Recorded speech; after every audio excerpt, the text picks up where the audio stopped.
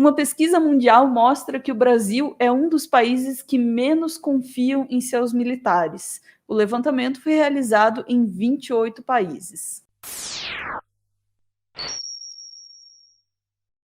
Os militares brasileiros gostam muito de dizer: temos a confiança da população, temos a confiança da população. E de quando em quando surge uma pesquisa lá, né? Em qual instituição você confia e não confia? Daí Senado vai muito mal, STF se esforçaram para queimar, por aí afora. Aí, quando você compara, tem lá, a galera confia no bombeiro, confia no correio, confia nas Forças Armadas, né? Só que quando você compara isso aí com outros países, puta, aí começa a ficar ruim. O Brasil está lá embaixo na lista, assim. Países que mais confiam nas Forças Armadas. Países que menos confiam nas Forças Armadas. Estamos lá embaixo. Ana. Brasileiros estão entre os que menos confiam nas Forças Armadas, diz pesquisa Ipsos, feita em 28 países. Beleza, 28 países pesquisados, o Brasil está lá embaixo, mas está lá embaixo acompanhado de quem? Vamos ali para a coluna que era da Mônica Bergman, para mim não apareceu aqui. Tá contigo? Tá aqui. Laço fraco. De acordo com a sondagem, apenas 30% dos brasileiros acreditam nos militares. O índice é igual ao atingido entre os poloneses. E só não é mais baixo do que os verificados entre os colombianos, os sul-africanos e os sul-coreanos. Sul-coreanos aí eu fiquei intrigado, né? Porque é um país que tem as suas forças armadas num foco constante, porque tem a fronteira com a Coreia do Norte, tal. E aí os caras não confiam nas próprias Forças Armadas, então eles devem viver com medo na Coreia do Sul, será que é isso? Não tenho certeza. Doutora Ana, mas vamos falar do Brasil, que é o que interessa aqui. 30% da população e apenas 30% da população confia nas Forças Armadas. Isso é muito pouco quando a gente compara com as outras 27 nações dessa pesquisa. Pois muito bem, qual deve ser o problema aí? Vamos recorrer ao material da Deutsche Welle, que aponta pelo menos 2 problemas assim enormes com as nossas Forças Armadas. O primeiro está na formação. Quando eu falo isso, brigam comigo, que eu generalizo, que eu não dou aos militares o devido respeito, mas tem um problema na formação desses militares. A coisa começa lá na AMAN. Os caras são ensinados que o problema do Brasil são os inimigos internos. Aí tô eu com esse chapéuzinho, comunista, esse tipo de coisa, entendeu? E aí os caras querem combater quem está dentro do país. Isso é terrível para as Forças Armadas brasileiras e também para nós como sociedade. Bora para a Deutsche Welle para saber do que resulta essa formação aí dos militares voltada para um inimigo interno que na maioria das vezes nem existe. Nos quartéis brasileiros, a cultura da guerra contra um inimigo interno, que vem ainda dos tempos da ditadura militar. Na época, no contexto da Guerra Fria, parte da formação militar deles era para o combate contra a ameaça comunista, que seria esse tal inimigo interno. E o próprio Bolsonaro fala sobre isso, inclusive, ao discursar para militares. E de uns tempos para cá passou a ser comum ver faixas, discussões e até reuniões do presidente em que se fala do artigo 142 da Constituição. Esse artigo define o papel das Forças Armadas no Brasil atual, pós-ditadura militar, e diz que as Forças Armadas são instituições nacionais, permanentes e regulares sob a autoridade suprema do Presidente da República e destinam-se à defesa da pátria, à garantia dos poderes constitucionais e, por iniciativa de qualquer destes, da lei e da ordem. Em várias ocasiões já se falou em evocar o 142 para pedir uma intervenção militar, principalmente em momentos de atrito entre o presidente Bolsonaro e o Supremo Tribunal Federal. Algumas pessoas têm defendido que as Forças Armadas teriam o papel de moderador entre os poderes da República. No meio dessa confusão, uma decisão liminar do presidente do STF, Luiz Fux, determinou que o Exército não tem tal poder moderador.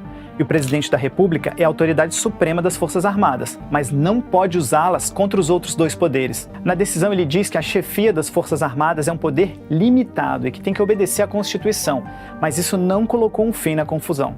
Sem dúvida, é um artigo que coloca as Forças Armadas como... Muita gente diz que não é esse poder moderador. Agora, recentemente, o ministro Fux disse textualmente que não acha que seja um poder moderador. Mas para muita gente é um poder moderador. Já começa daí a divergência em relação a esse emprego das Forças Armadas. Para muita gente é um poder moderador. Para muita gente que saiu da AMAN, exatamente. Está aí o problema da formação dos nossos militares. Esse é o primeiro grande problema. Qual é o segundo grande problema? A dificuldade em diferenciar governo de Estado. Você que não entende a diferença, eu explico. Governo é os 4 anos do Bolsonaro. Estado é o que sobrar depois que ele for embora. Essa é a diferença. E as Forças Armadas estão comprometidas com o governo do Bolsonaro, que é um governo militar. Vide o número de cargos civis, 6 mil ocupados pelos fardados. Né? Entender essa diferença é fundamental para que esses caras possam desempenhar o trabalho deles. Mas eles não entendem. Os governos passam. A gente teve governo FHC, governo Lula, governo Bolsonaro, mas o Estado, ele fica. As Forças Armadas fazem parte dessa máquina estatal e são instituições nacionais permanentes. E no governo Bolsonaro, essa linha entre o Estado e o governo tem sido cruzada o tempo todo. Vocês lembram dessa troca no Ministério da Defesa e no comando das Forças Armadas no ano passado? Muitos viram a troca como uma pressão do Bolsonaro por maior influência nos quartéis. Isso significa politizar os quartéis. E teve também o episódio do general Pazuello, que participou de um ato político ao lado do Bolsonaro. O regulamento disciplinar do Exército proíbe militares da ativa de se manifestar publicamente a respeito de assuntos de natureza político-partidária. Sob pressão do Bolsonaro, o militar não foi punido. E agora, nas eleições, o Tribunal Superior Eleitoral convidou o Exército para participar da Comissão de Transparência das Eleições. O Exército enquanto uma instituição do Estado brasileiro. Mas o Bolsonaro evocou esse papel de chefe supremo das Forças Armadas e disse isso aqui, ó. Convidaram as Forças Armadas, repito, as Forças Armadas não vão fazer o papel de chancelar apenas o processo eleitoral, participar como espectadores do mesmo, não vão fazer isso. E ele, que é governo e candidato à reeleição, ou seja, tem um interesse especial nas eleições. Ele tem usado o Exército, um órgão do Estado, para questionar a segurança do processo eleitoral. De novo, essa linha entre o governo e o Estado tem sido cruzada e acontece uma politização das Forças Armadas. E o resultado dessa politização, de novo, é esses caras tentando se meter na eleição. Parece que a ideia agora do Exército, né, fazer a eleição do Gugu.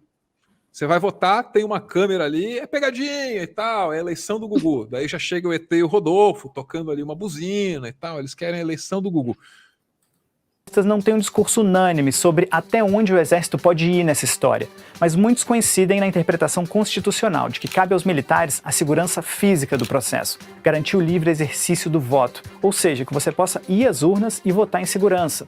O desenvolvimento do sistema eleitoral e a sua aplicação, por outro lado, seriam tarefas das forças desarmadas. Só em termos de comparação, nos Estados Unidos, enquanto o presidente Donald Trump alegava possíveis fraudes, o chefe do Estado-Maior, o general Mark Milley, estava comprometido a fazer a transição pacífica, ou seja, garantir o direito ao voto e levar ao poder quem a autoridade eleitoral indicasse como ganhador, e cada um no seu quadrado. Pô, essa história aí é interessante, viu? A história aí do general Mike Milley, dos Estados Unidos. É tipo o ministro da defesa deles, tá?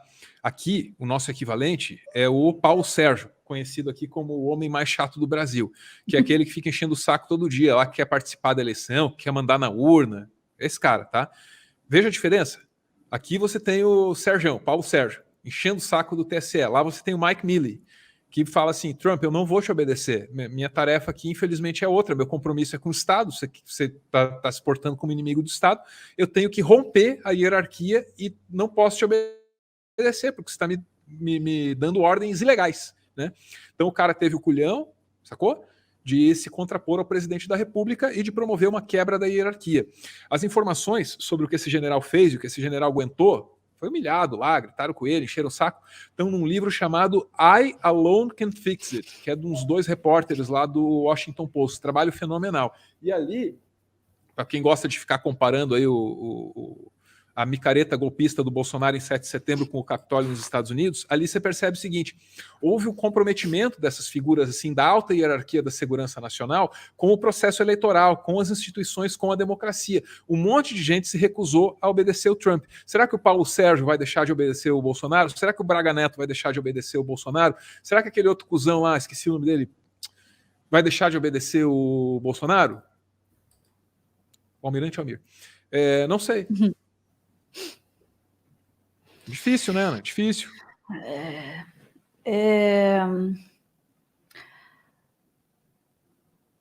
Assim, por mais que a gente tente imaginar forças armadas moderadas, ou por mais que a gente ouça volta e meia, né? Ah, não, mas eu conversei aqui, a gente ouve isso na imprensa, né?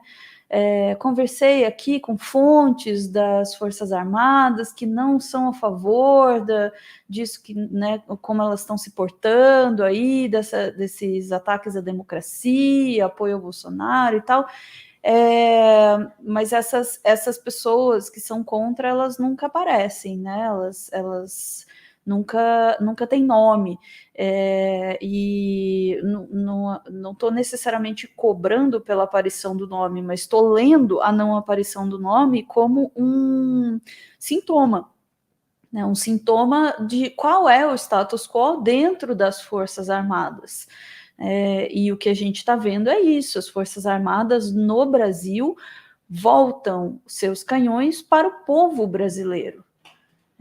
E quando, na verdade, elas deveriam nos servir. As Forças Armadas servem ao povo brasileiro, né? Alguém lembrou no chat, desculpa, deixei passar o comentário, né? Eles usam uniforme para lembrar que eles nos servem, né? Eles são empregados do Brasil, né? Do brasileiro.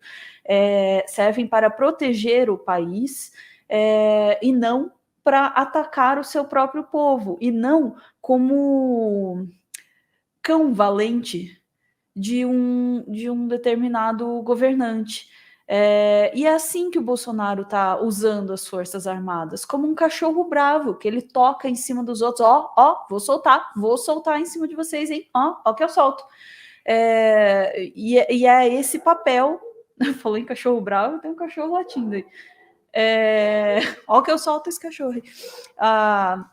Mas, enfim, é assim que o Bolsonaro tá usando as Forças Armadas, e é a esse papelzinho de cachorro bravo que as Forças Armadas estão se prestando no país, né?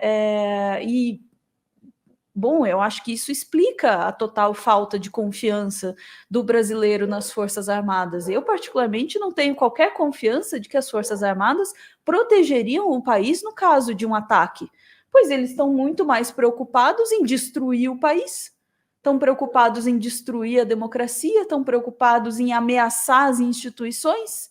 Eles se voltaram completamente para dentro, completamente para um inimigo completamente fabricado, né?